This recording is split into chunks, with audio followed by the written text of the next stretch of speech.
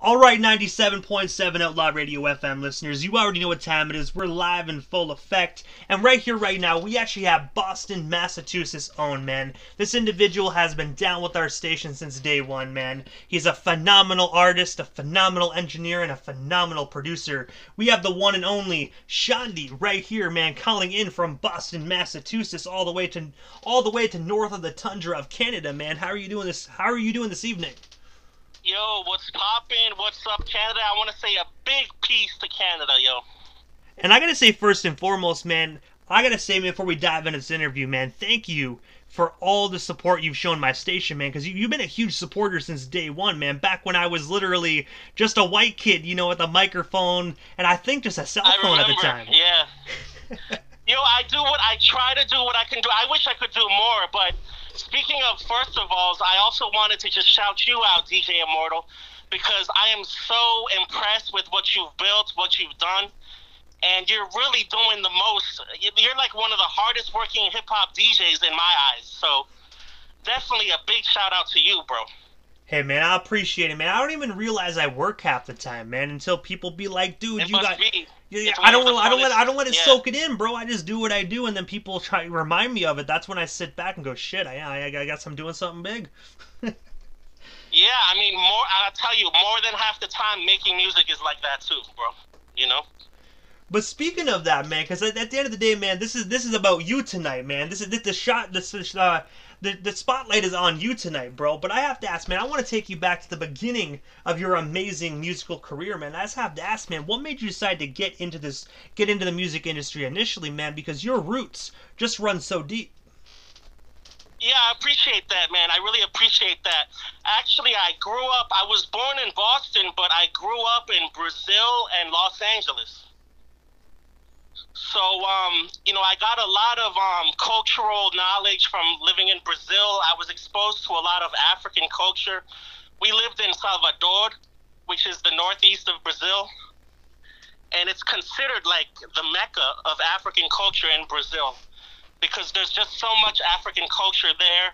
We lived literally, when we first moved there, we were like the only white people in our neighborhood.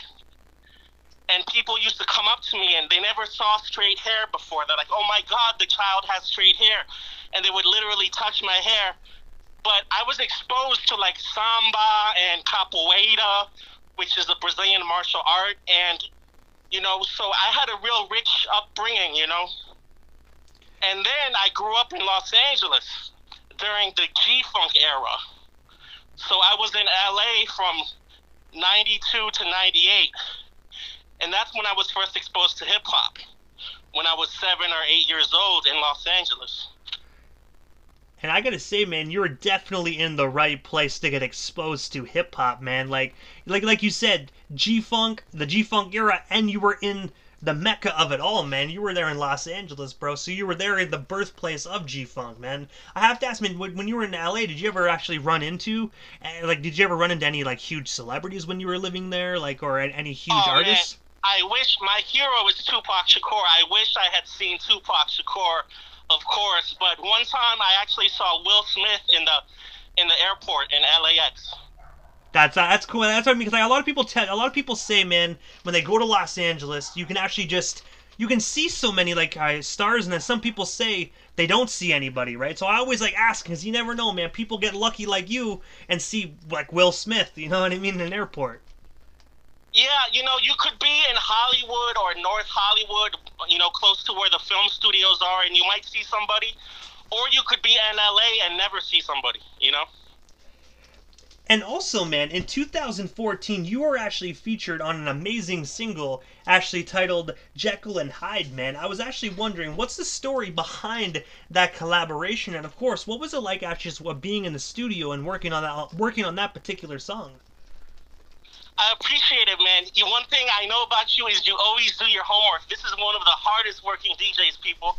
And so, that was a track with my brothers, my homeboys that I went to high school with. Actually, after Los Angeles, we moved to the Boston area. And I went to high school in Cambridge, which you probably know is the home of Harvard University. Yes, sir. And it was just real dope, man. I hooked up with some friends. We formed a rap group, and eventually some of my friends formed a group called Phonetics. And that was my collabo, one of my collabos with them, called Jekyll and Hyde, which was, we were trying to like take on the persona of somebody who's like a two-faced, where we were exploring like, you know, people who have basically the dual sides of human nature, you know what I mean? And I have to ask, man, are you guys actually still together today, man, or did you guys kind of like split up over the years? It's an interesting story. You know, first I formed a group called God's Favorite with my man Stress Prince. And then, you know, we went our separate ways, but we still stayed working together because he formed another group called Phonetics, which is him and Sam Noodles. And I produced a lot of their early material, a lot of their early songs. So we still work together. It's all love, and those are my homeboys, for real. And also as well, man, you are actually the founder and CEO of Alien Nation Entertainment, man. I was wondering, what actually made you decide to start up your own company? And of course, what services do you actually offer to the general public today? No doubt, man. Yeah, you know, for a long time, I was rapping, then I started to focus on production.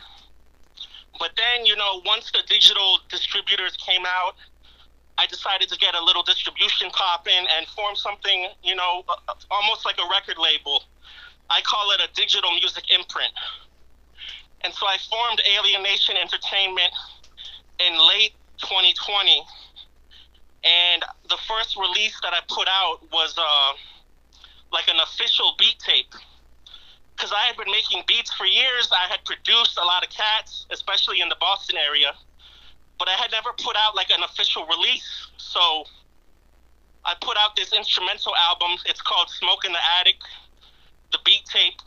And it's on Spotify and Apple Music and all the streaming services.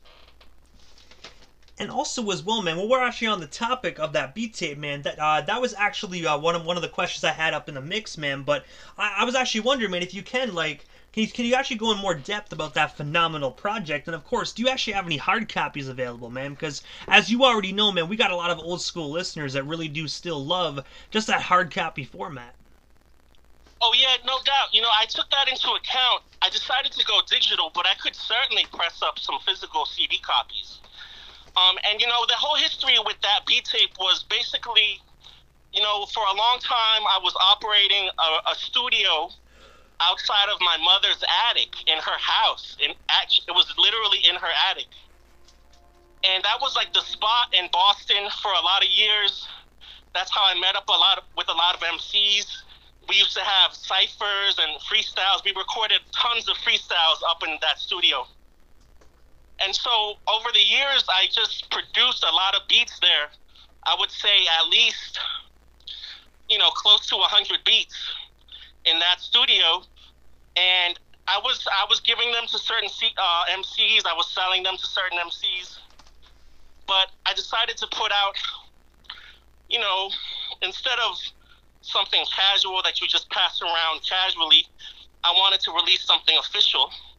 So I got some of the best beats that I made in the attic, and I put it on this tape. And I released it in last January. And I gotta say, man, it is actually a phenomenal project. And obviously it's a beat tape, so if any individuals actually want to, like, say, maybe get clearance to actually use one of those beats on the tape, like, do you allow artists to do that? Or are you pretty much like, nah, man, like, those are my beats? Like, how do people actually go about actually purchasing your beats? You know, I have a SoundCloud where people can hear what I'm working on. My SoundCloud is Xandi Music, which is Xandi Music, one word. And most of my social media is Xandi Music. So they can go on SoundCloud to hear beats that I'm working on. As far as the beat tape, Smoke in the Attic, yeah, those are open, you know, for sale. I learned how to write contracts, you know, production contracts a few years ago. And that's actually how I've been working. I actually got a beat placement with Fat Lip from the Far Side recently. And that was a real big feather in my cap, you know what I mean? And I gotta say as well, man, like, I gotta ask, how did yourself and Fat Lip actually get connected? And of course, what was it like just working with him, man? Because at the end of the day, dude, that's Fat Lip of the Far Side, man. Any real hip hop head knows what caliber Fat Lip is actually on, man. That guy is a hell of an MC. You know, Fat Lip, he's a character, and I was just friends with him. I just followed him. We followed each other on Instagram. And then somehow I got his attention. I'm sure he's a very busy man, you know, but somehow we started chatting a little bit. And of course, you know, I promoted the fact that I'm a beat maker. And he wanted to hear some shit. So I think I emailed him, or I told him to go to my SoundCloud, and he liked this particular beat that I had. And he's like, yeah, I'll fuck with that. And I'm like, yeah, let's do a deal, man. I sent him a contract. I emailed him. And basically, he got that beat. I don't think he's released it yet. I'm not sure what he's going to do with it. But it was definitely one of my biggest opportunities that's come along. Hey, man, even if he didn't... Even if he doesn't do anything with it, man, you still had the opportunity to do business with one of the best MCs to ever grace hip-hop, man. And nobody can take that shit away from you. Oh, for sure. Yeah. It's crazy. It was just a good memory and a good time dealing with him, you know? And also as well, man, you've actually had the opportunity to work with Bugsy H. I was wondering, man, how did yourself and Bugsy get connected, man? And of course, do you guys actually have any future projects currently in the works today? Yeah, that's another crazy story, man. It's kind of a whole saga. When I met him, he was already an established rapper here in Boston and the New England area. But he was actually looking to do a doo-wop project. I'm talking about the 50s, you know, R&B music doo-wop. And I had never produced anything like that, but we started working. And in the process of working on this doo-wop project, he actually has a good voice. He can sing as well as rap. And in the process of working on this doo-wop project, he said, you know what, man, I know you make beats. I know you're a hip-hop head. And, you know, I used to do hip-hop too. He said, why don't you play me some Wu-Tang shit? Have you made any Wu-Tang type beats? And so I played him this beat, and he was just like, yeah, that's what I'm talking about. And so, you know, because of that, and he was already trying to start, you know, get back into hip-hop again. So I kind of sparked his interest, and we started working on, I actually was an engineer also, and I engineered about 5 projects for him, you know, during that time. And I produced a song for him also called Althea's Web, which is on YouTube. So I produced a cut for him, and I engineered. I kind of helped him to come back, you know, and he was doing his thing, and he's one of the most professional rappers that I've worked with. And also, man, when you actually brought up producer a few moments ago, man, I was always wondering, man, because I sat back, I listened to your beat tapes. You know, as you already know, we're fans of each other's work, man. But the one thing I've always wondered was, what actually made you venture into the production aspect of the music industry, man? Because you're so, like, gifted at what you do in every single part of the music industry, man. You're great at everything, bro. Oh, man, no one's ever said that, but, you know, I really appreciate it, and, you know, one of the things, I had a little bit of a leg up, not in terms of the industry, because I'm still getting into the industry, you know, at a higher level. But when I was a kid, I told you that we moved from LA to the Boston area. The first place that we settled in the Boston area was actually a suburb of Boston called Needham. And you would think that a suburb would be boring as fuck, and it was boring as fuck. But what was special about Needham is that we lived next door to a professional recording studio called Underground Productions. And so it was literally connected to the building that I lived in. It was in the basement, and all types of artists would come through there, like Queen Latifah, KRS-One, Ed O.G., who's a Boston legend. And, you know, I just snuck my way in there one day. Literally, I snuck in there, and I got to meet the owner of the studio. He's also a producer. He produced this was a platinum smash around the year 2000. He produced Summer Girls by LFO, which was a boy band called LFO, and that was a platinum single. And so he has platinum, plaques in his studio, and I didn't get to meet KRS-One, but I remember sitting in on sessions, with different pop groups. There was a pop group there at the time that I was learning like the role of the music producer, right there sitting on the couch. I gotta say, man, that's absolutely phenomenal, man. Especially just being so young, being able to absorb all that, even if it was pop groups, man. Like, no, even if it's pop or anything. I was like 14 years old, bro. 13, 14. And I gotta say as well, man, back in those days, man, pop was actually freaking huge, man. Like, you know what I mean? Like everybody actually loved that kind of music. This was right after the Backstreet Boys and NSYNC had just blown up. So yeah, pop was huge. And that's the thing as well, though, man. The people that are listening right now, they can probably sit back and be like, you know what, man? I never listened to the Backstreet Boys. Everybody's listened to at least one song and fuck with at least one song in their lifetime. Oh, for sure, yeah. Yeah, I never bought a Backstreet Boys CD, I don't even fuck with that kind of music. But it was just such a privilege to be in a professional recording studio environment and learn what a producer point was, what royalties were, how to mix the record, just by looking at this. Shout out to Dow Brain of Underground Productions. He's actually moved to another location, but he gave me some early game, you know what I mean?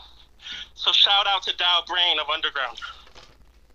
And also as well, man, you have actually been a frequent guest on Bars Over Bars, a weekly live stream. I was wondering, man, if you can tell us a bit more about B.O.B. and, of course, how did you initially get connected with that local Boston agency? Yo, Boston 617 threes up. I gotta shout out, Hero the MC, the founder of Bars Over Bars.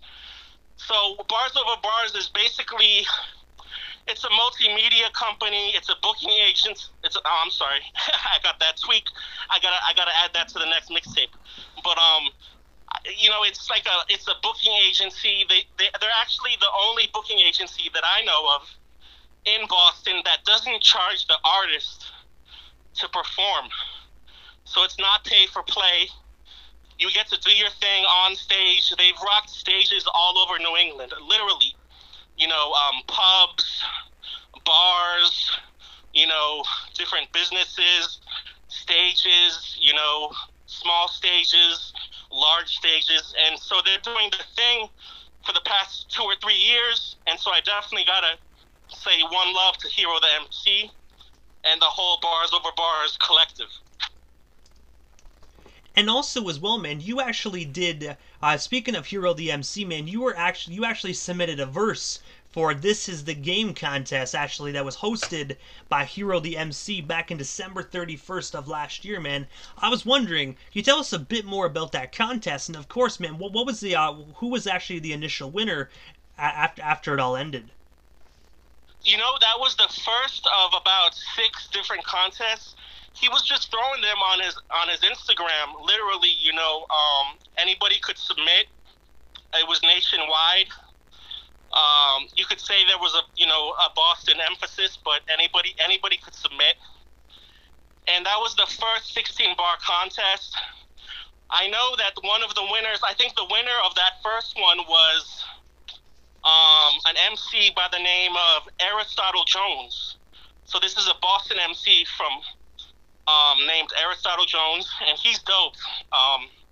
He's definitely got a real witty, sly, and just a very, just a tongue twister type of MC, you know what I mean? And so Hero, he does these different things. He does contests, he puts on shows for artists, and he has a podcast network on YouTube and Facebook and Twitch, where basically he interviews artists from New England, and he has different shows on that network. So he's doing his thing. And I gotta say as well, man, I'm actually looking forward to actually catching more Bars Over Bars actually broadcast, man, because I remember I was tapped in when you were on there previously, man. I gotta say they put on a phenomenal broadcast, man. I'm really looking forward. Oh yeah. I've been trying to follow them, man. They actually broadcast, at one point they were broadcasting 5 days a week. So it was really something special,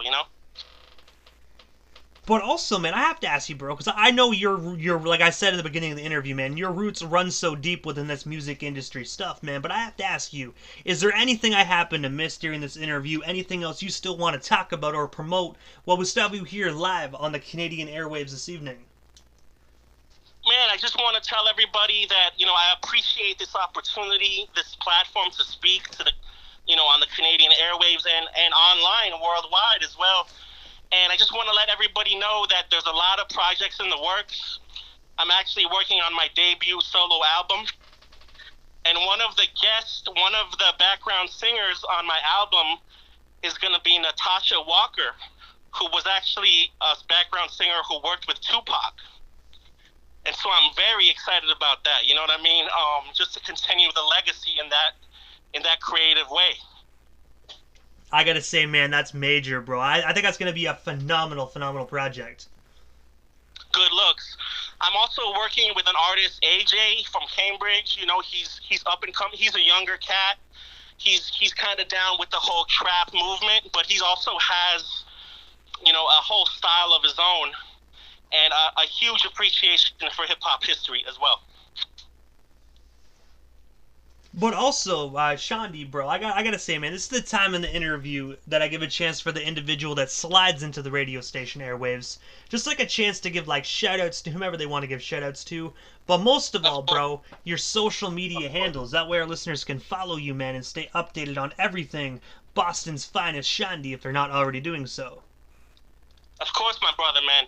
It wouldn't be right if I didn't shout out my homeboys, Stress Prince and Noodles of Phonetics. They're still doing their thing. They're always going to be doing their thing. They've done literally dozens of shows up and down New England. They went to Brooklyn, paid homage. After the unfortunate passing of Sean Price, they went and paid homage to Sean Price. And they also they had a trip to Los Angeles just to check out the scene over there. And I also got to shout out, there's so many people who've helped me along the way. Nobody gets to anywhere in life without help from others. And so I just want to give an additional shout out to Hero the MC.